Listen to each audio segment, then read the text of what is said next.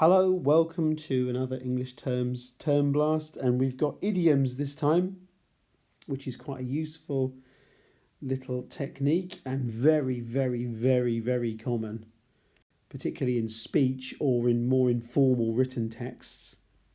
You see it a lot. So they are a form of familiar collocation that they're set phrases that contain meaning. We use them every day and we're so used to them, we don't usually even notice them. So I've got some examples here. Now imagine these idioms. If you're learning English as a foreign language, imagine how confusing it is to encounter idioms.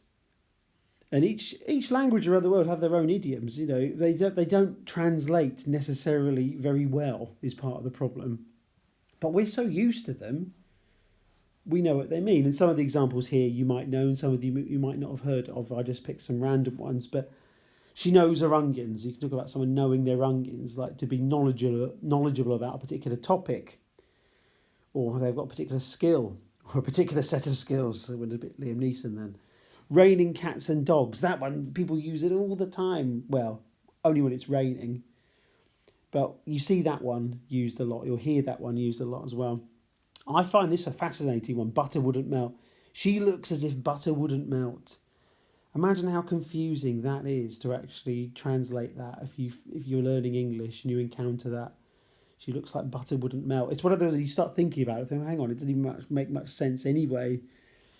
But these are all idioms. I've got some more here as well. I'm made up.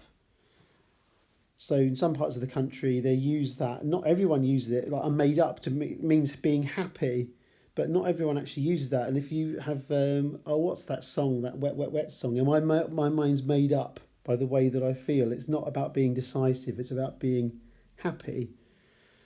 I'm feeling chipper.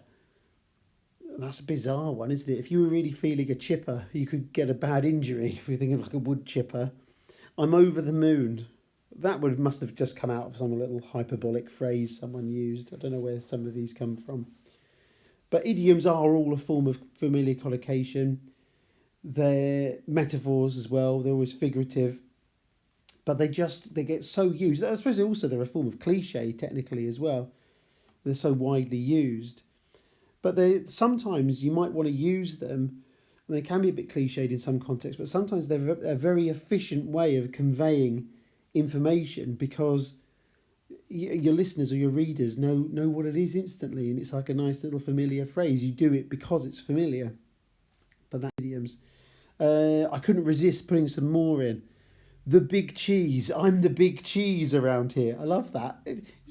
But it doesn't really make any sense, does it? Down in the dumps. Okay, yeah, that one makes sense. You're feeling flush. As in having a lot of money. Feeling flush. Chuffed to bits. That's a great one as well. Chuffed to bits. But if you read, they don't necessarily literally translate that well at all. Even in English, actually, thinking of it. But they're all good fun. But yeah, idioms, useful and very commonplace. So thank you for watching and listening. So subscribe, like, do the bell thing. Have a look at all the other videos. There's loads of other stuff to look at as well. And I wish you a good day or night, whatever you are doing. Thank you.